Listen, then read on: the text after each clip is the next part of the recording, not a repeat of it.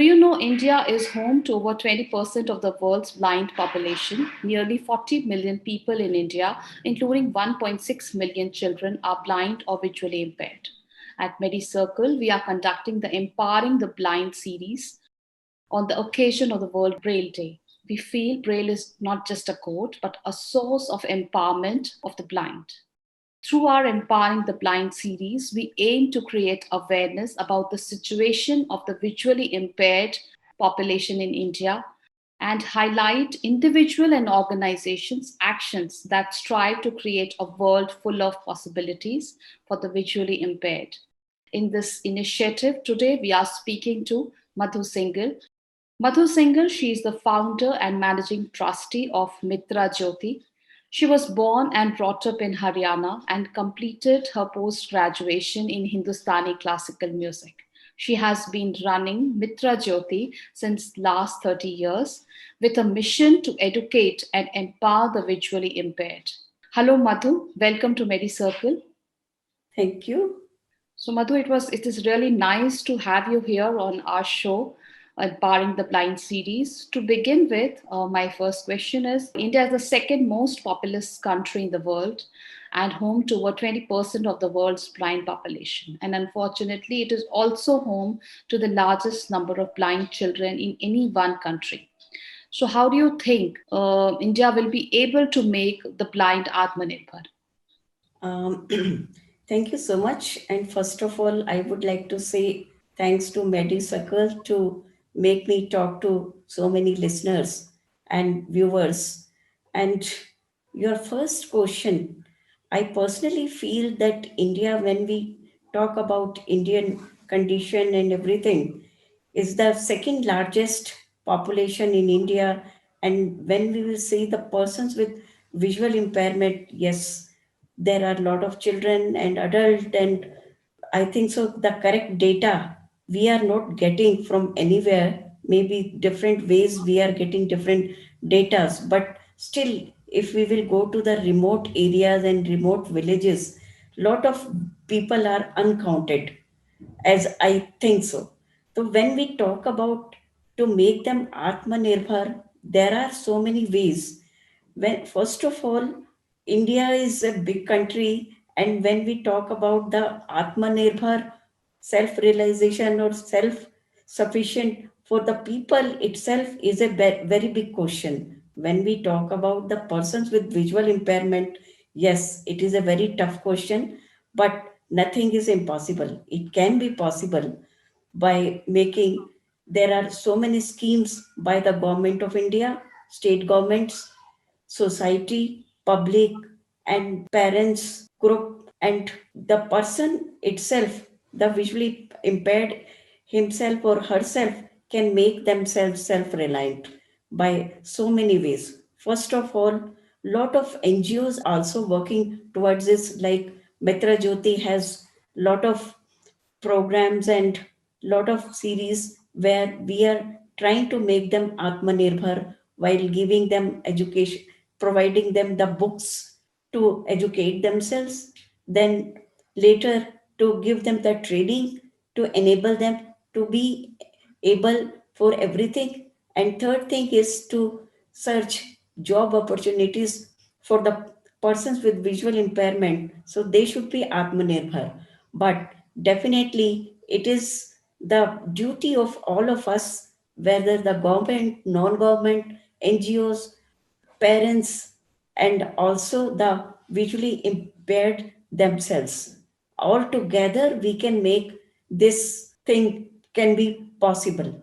Definitely, definitely. As you said, that nothing is impossible, and we must have faith in the system and ourselves also to overcome all such issues and self-sustain us in this world. In your opinion, can technology replace Braille? Like you must have heard about this female of India, like Benu Zafin. She is the Mhm. first blind IFS officer of India to crack the exam using the JAWS software. So, according to you, what are the benefits and challenges of digitalization for the blind? First of all, I would like to salute our Louis Braille, the person who has invented the Braille script for all of us. Sometimes I really think if Braille was not there, where were we? We could have just sitting at home and in a one corner of the house without reading and writing, we cannot be able to come out.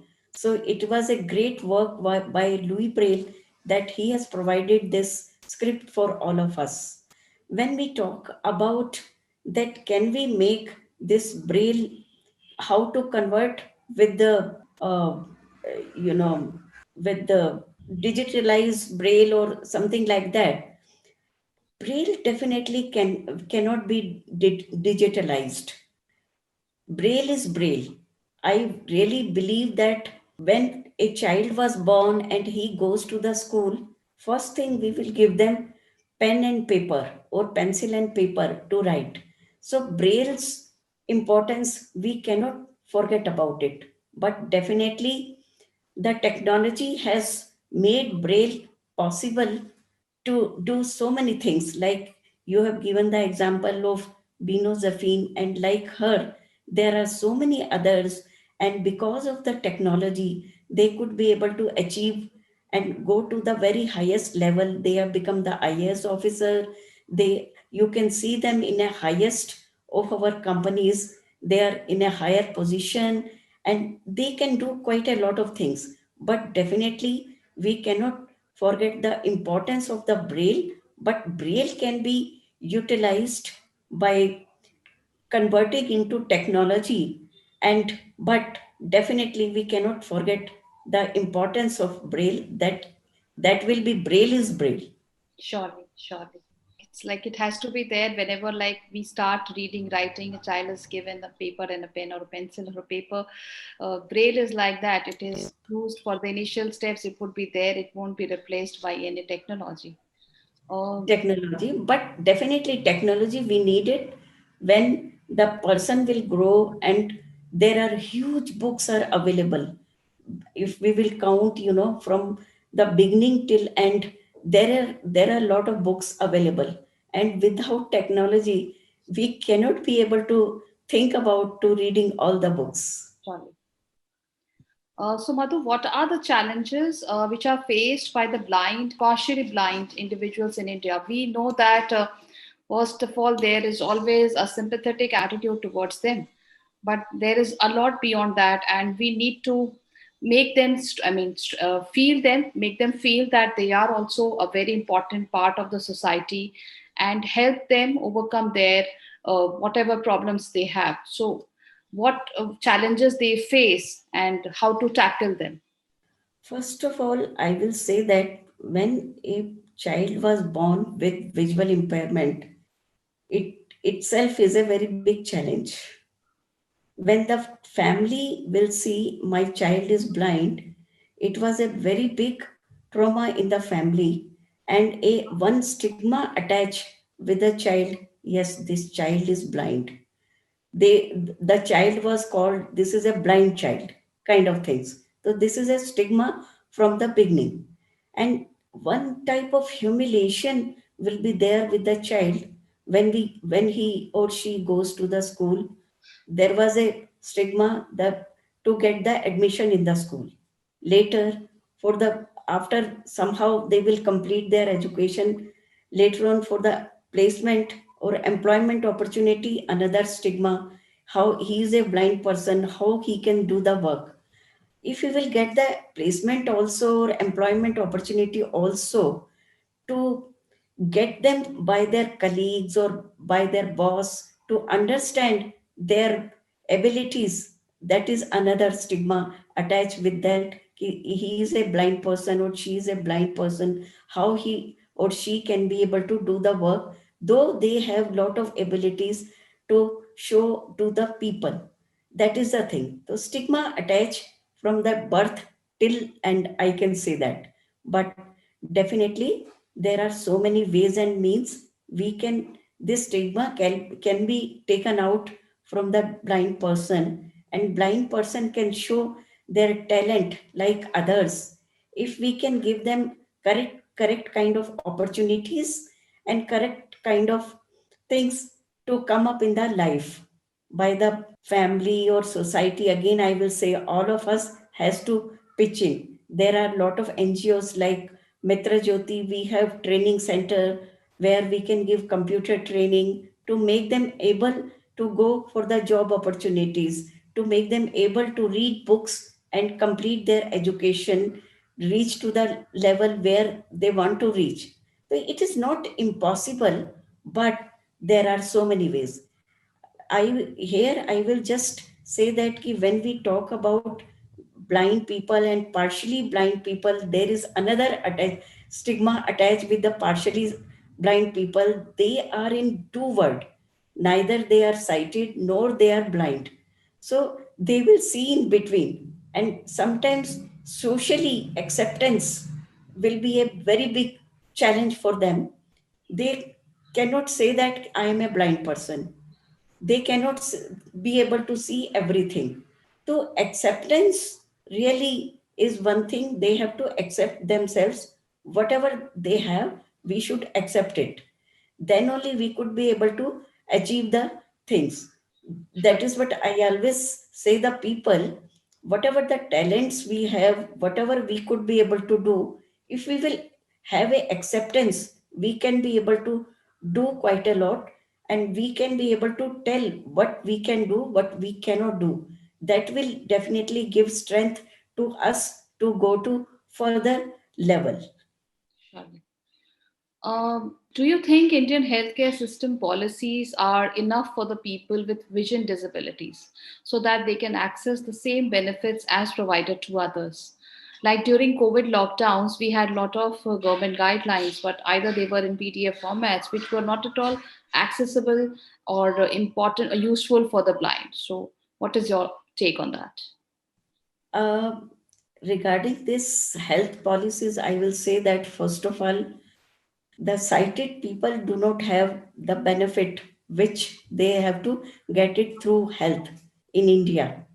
When we come about the visually impaired, definitely it was a big trauma in this kind of COVID situation. Lot of visually impaired people, they do not know where to go, what to do, and they themselves cannot be able to read whatever the policies the government has prepared for them. So they cannot be able to adopt those policies.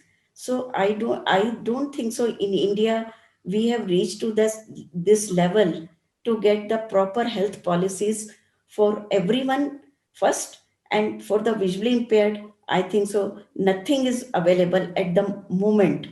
But definitely lot of things has to be done towards this health policy. I will say that one insurance policy is also not there for the visually impaired. If one visually impaired wants to make a insurance, he has to pay little more money to the insurance company. So I personally feel that government has to decide and prepare some kind of insurance policy for the visually impaired or other disabilities too, to give them a proper in a health policy. But I am sorry to say that in our country it is really lacking quite a lot. Sure.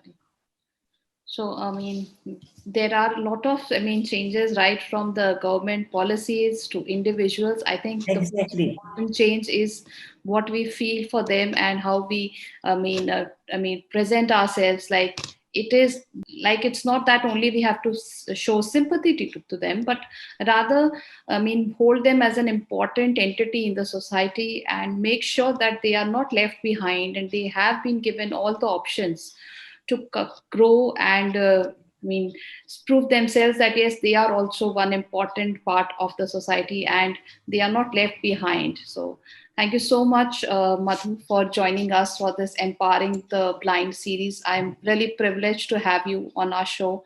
I think people like you are doing such great as a role to the society. They are providing all sorts of help which the visually impaired actually need to take over the challenges and prove to everyone that they are capable of all sorts of things as a normal person is. So thank you so much. And I hope we together we can achieve all together, to get all these things in a limelight. Charlie, Charlie. Thank you. Thank you for joining. Thank you. Thank you.